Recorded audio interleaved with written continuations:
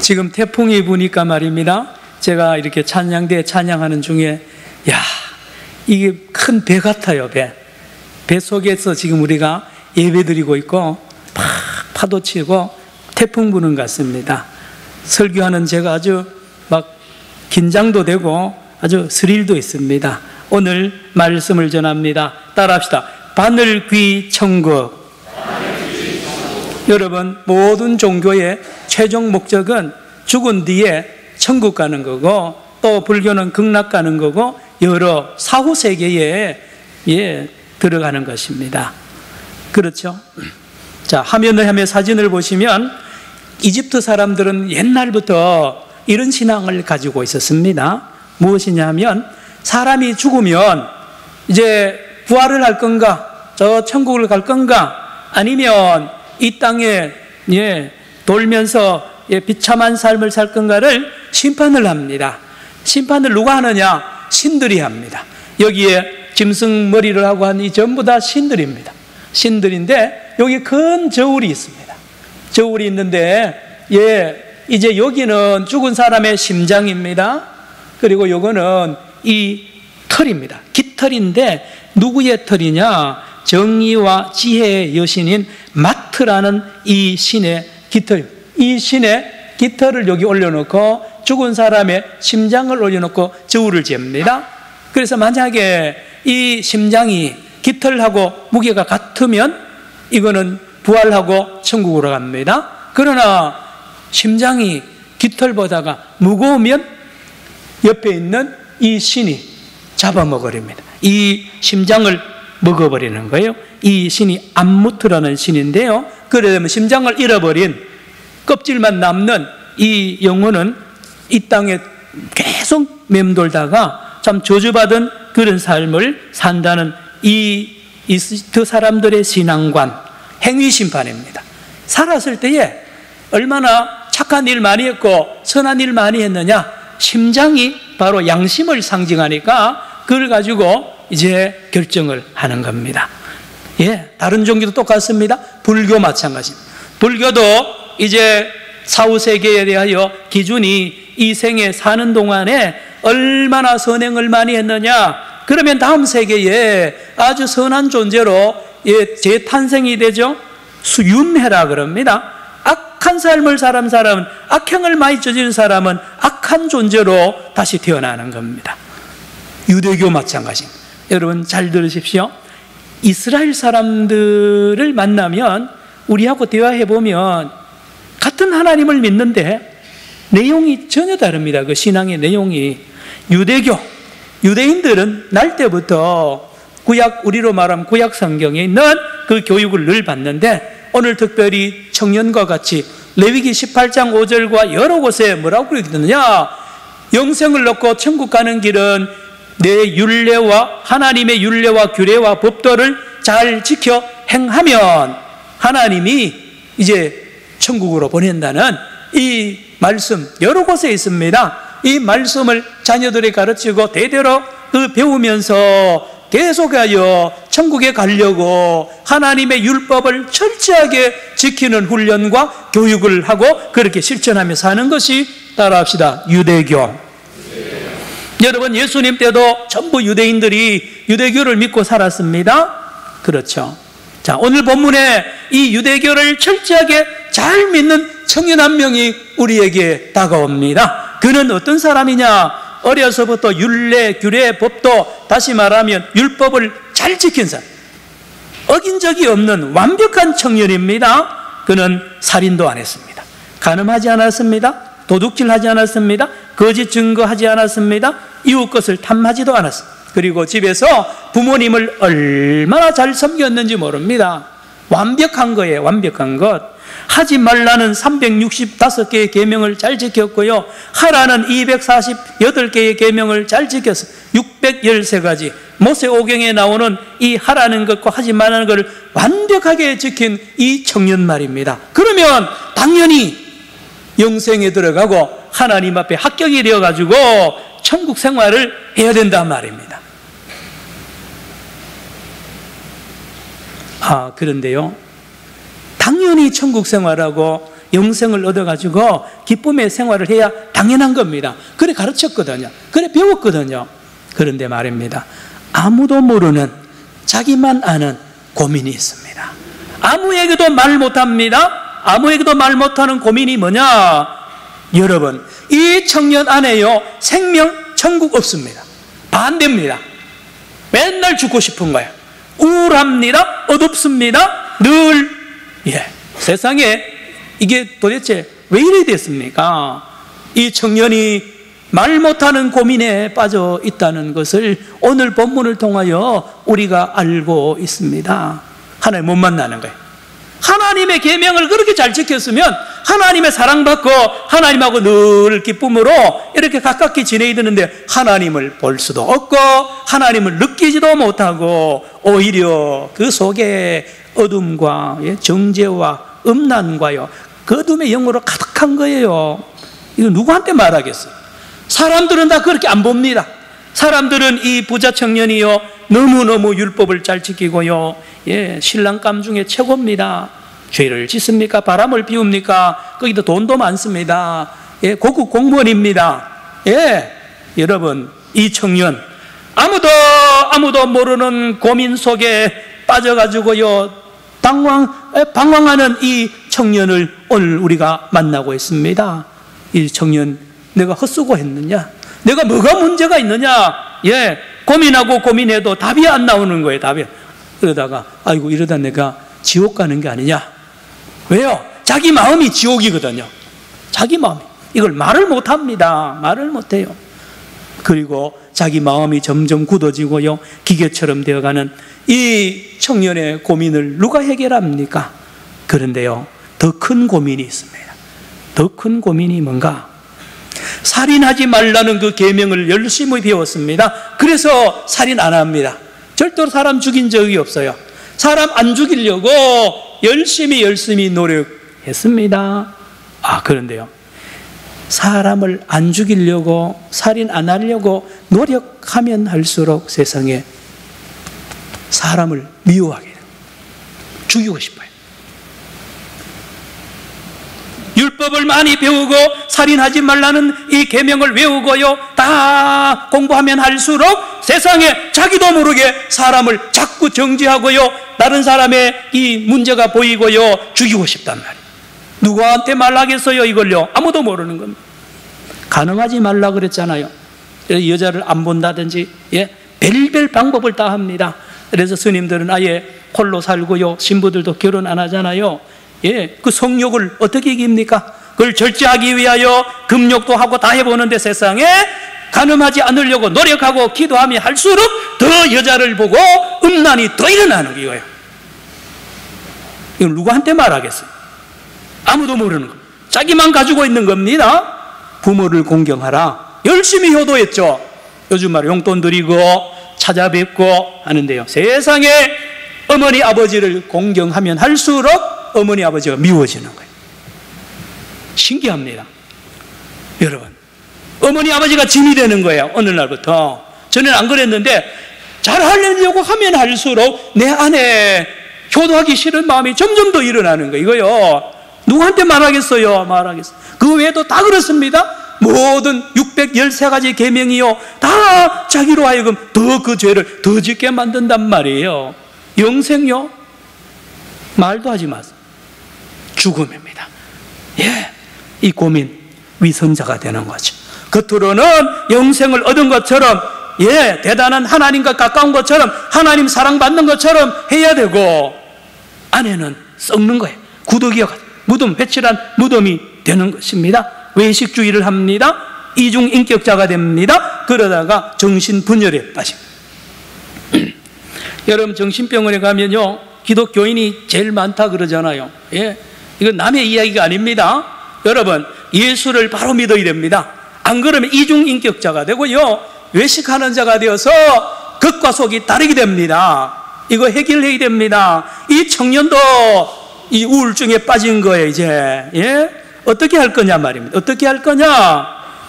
그래서 이 문제를 해결하려고 상담을 다른 랍비들 다 가보면 뻔한 대답입니다. 뻔한 대답이에요. 율법 잘 지켜라. 안 지켰나요? 잘 지켰는데. 해결 안 됩니다. 해결 안 돼요. 고민하다가 막 죽기 직전입니다. 이제, 예?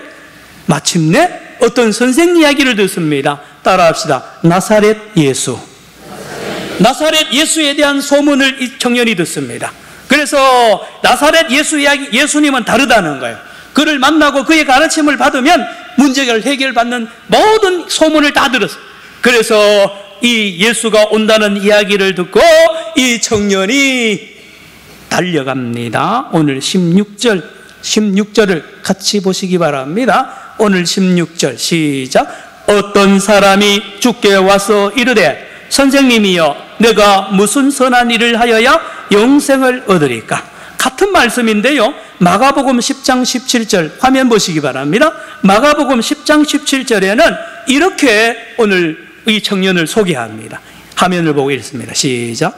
예수께서 길에 나가실새 한 사람이 달려와서 꿇어 앉아 묻자오되 선한 선생님이여 내가 무엇을 하여야 영생을 얻으리까? 보세요. 달려옵니다. 한 사람은 있겠습니다. 주변에 많은 사람이 있는데요. 그 체면이 뭡니까? 막 달려옵니다. 그리고 무릎을 팍 꿇습니다. 얼마나 급했으면, 예? 얼마나 답답했으면 이 문제에 해답 얻으려고요. 이 청년의 자세를 우리가 알 수가 있습니다. 뭡니까? 선생님, 도대체 나는 왜 영생이 없습니까? 하나님 왜 나 싫어합니까? 내가 노력하면 할수록 죄를 더 짓네. 예? 하나님 왜 나를 이렇게 원수 취급하고 내 이러다가 지옥 가는 거 아닙니까? 예. 그렇게 영생 얻는 길을 다시 묻는 거예요. 예수님이 이렇게 무서운 대답을 합니다. 24절. 오늘 본문의 24절 보시기 바랍니다. 예수님의 대답입니다. 시작. 다시 너희에게 말하노니 낙타가 바늘기로 들어가는 것이 부자가 하나님의 나라에 들어가는 것보다 쉬우니라 하신. 이야, 예수님은 말입니다. 다른 랍비보다 더 부정적인 답을 하는 거예요. 뭐냐? 낙타가 바늘기로 들어가는 것이 부자가 천국 들어가는 것보다 더 쉽다고 하니 이 청년은 못 가는 게 확실한 거예요. 예수님의 입에서 그런 말씀이 나오니 절망 아니겠습니까? 절망 아니겠습니까? 이렇거든요. 예수님의 대답은 이 사람아, 자네 아무리 율법 잘 지키고 선행 많이 하고 돈 많이 모으고 뭐 깨끗하고 공무원 생활 고급 공무원 깨끗하게 하고 선을 많이 쌓아서 대단한 그런 공적을 쌓아도 천국 못 들어간다. 뭐로요? 너는 그것이 낙타같이 큰 덩어리, 너의 공로가, 너의 의가 낙타같이 크기 때문에 바늘구멍으로 천국에 들어가야 되는데 못 들어간다는 예수님의 아주 절망적인 말씀을 듣습니다. 여러분, 이렇거든요. 예수님 때는 이스라엘의 제일 큰 동물이 낙타. 그런데 예수님이 지금 설계한다면 아마 코끼리라고 그랬습니다. 코끼리가 바늘기로. 아니요, 저는 설계하다가 준비하다 보니까 고래.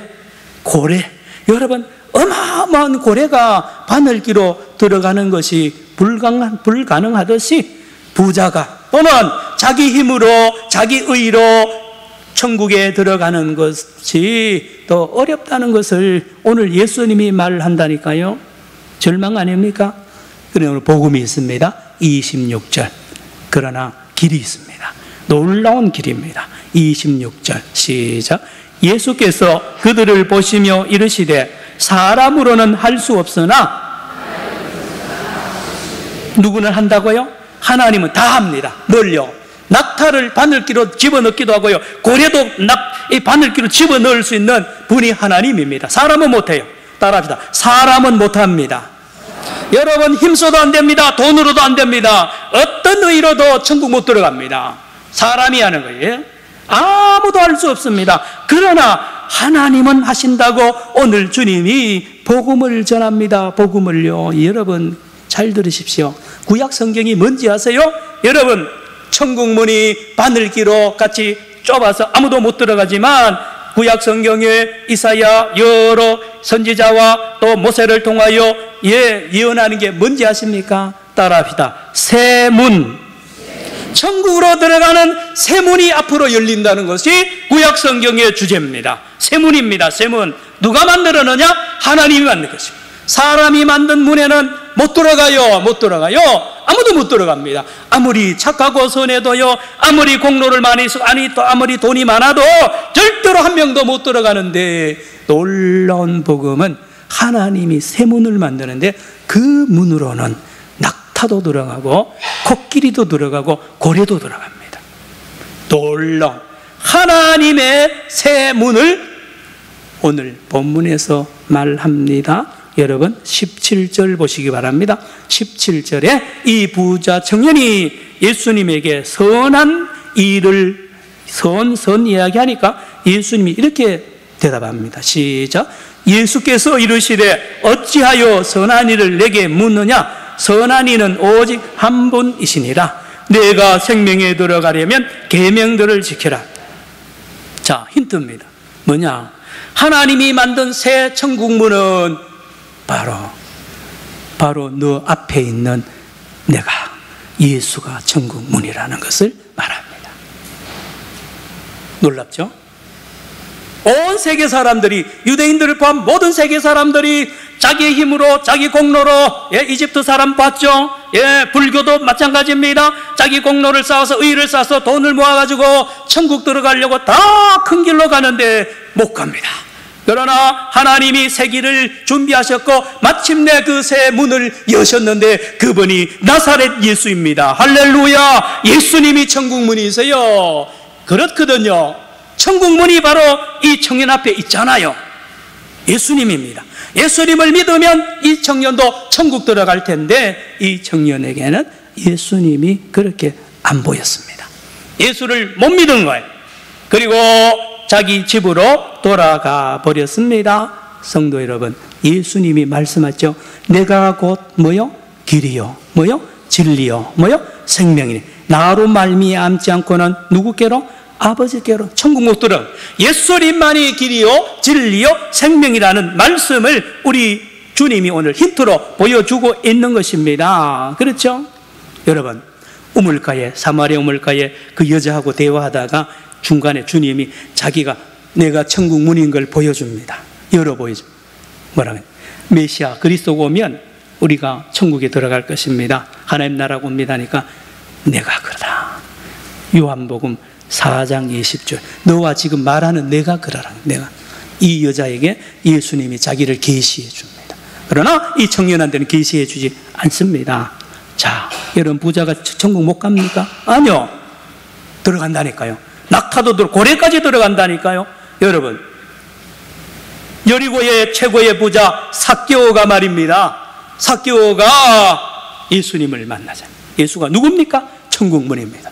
천국문이 움직이는 거야. 삭개오를 찾아옵니다. 그리고 삭개오에게 자기를 계시해 줍니다. 내가 천국문이라. 나를 믿으면 너는 오늘부터 천국 들어가고 영생을 누리게 된다는 것을 이 아마 삭개오 집에서 가르쳐 줬을 겁니다. 그래서 이 삭개오는 이 예수님을 믿음으로 천국에 들어갑니다. 영생을 누립니다. 그리고는요, 천국 들어가 보니까 돈이 뭔지 아는 거죠. 여러분, 돈이 뭔지 묻고 싶거든 먼저 돌아가신 여러분 어른들한테 한번 물어보세요. 모르면 대화는 안 되겠지만, 여러분 예수 믿고 나고 천국에 들어가서 보니까 자기가 가지고 있는 돈이 무엇이며 어디에 써야 될지를 아는 거예요. 그래서 다 팔아가지고 재산을 팔아서 반을 가난한 애에 주잖아요. 멋지잖아요. 여러분 돈 잘 쓰는 거 아닙니까? 그리고 남에게 해롭게 포탈한 건 4배로 갚잖아요. 이보다 더 멋진 부자가 어디 있습니까? 따라합시다. 천국. 따라합시다. 영생.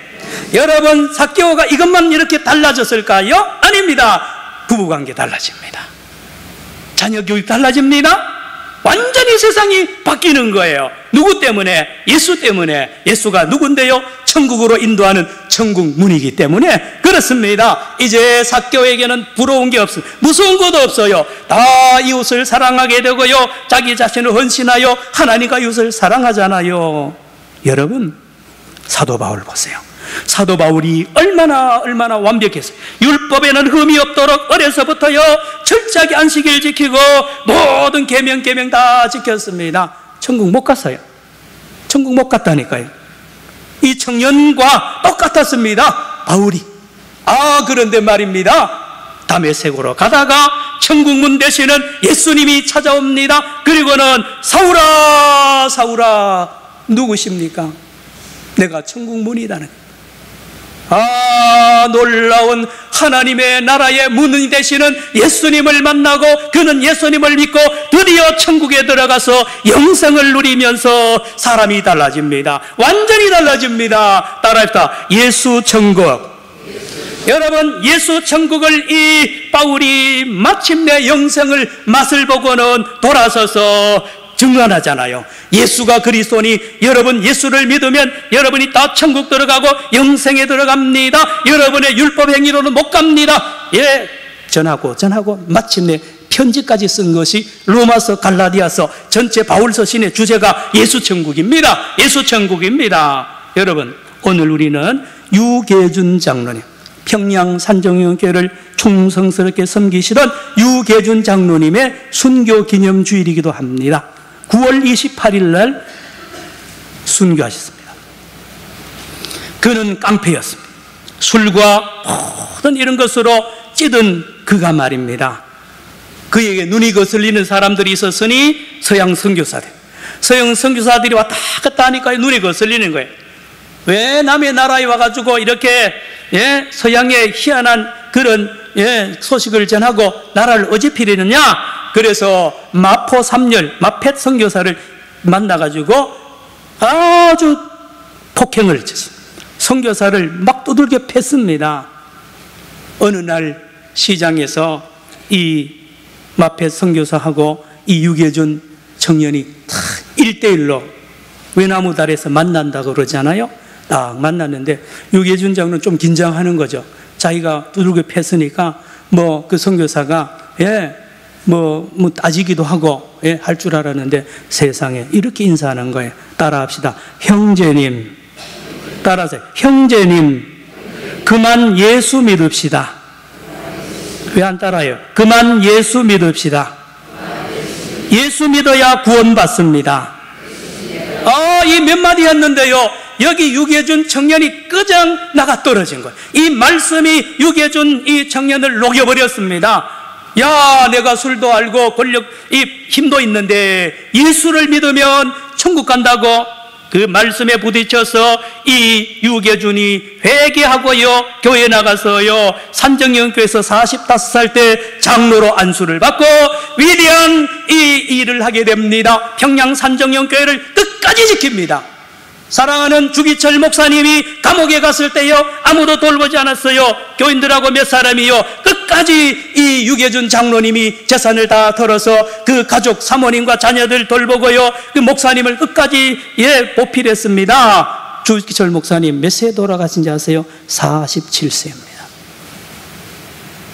그리고 6.25 전쟁이 터지니까 이제 김일성이가 핍박하니까요, 6남 2녀를 월남시킵니다. 그리고 자기는 안 내려온. 유계준 장로님은 평양에 혼자 남아서 산정형교회 예배당을 지킵니다. 김일성이가 그 건물 내놔라, 예배당 건물 내, 거기 가만히 공장 만들겠다. 안 된다 막았어. 그리고요, 일제시대는 그전에는 신사참배 거부했습니다. 창씨 개명 거부했습니다. 그러다가 6.25 사변 전날 밤에 체포당하고 고문당하다가 9월 28일 날 순교했습니다. 유계준 장로님.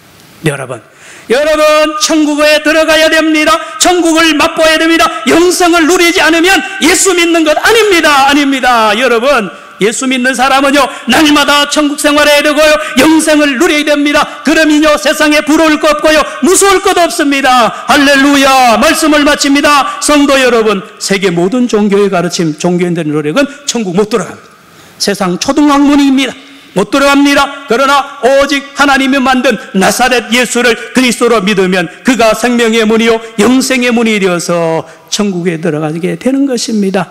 성도 여러분, 오늘도 내일도 우리 살아계신 예수님 안에서 천국의 생활을 하며 영생을 누리는 저와 여러분 되기를 축원합니다. 기도합시다. 사랑의 주님, 오늘도 예수, 내일도 예수, 날마다 예수 믿고 하나님 나라의 영생을 누리며 하나님과 이웃을 영화롭게 하는 거룩한 성도의 길을 가는 천국 백성들 다 되게 하여 주시옵소서.